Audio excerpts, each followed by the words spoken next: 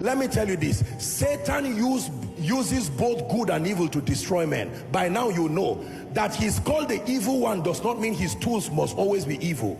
No, it is his result that is evil. The tool can even be righteousness. Satan can use good and bring a man down. It is not always that he uses evil. He can use truth and bring a man down.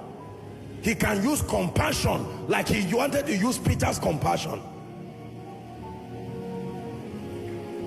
If Satan needs to use scripture to destroy your spiritual life, he will use it. When he came to Jesus, he didn't say the devil said, he said it is written.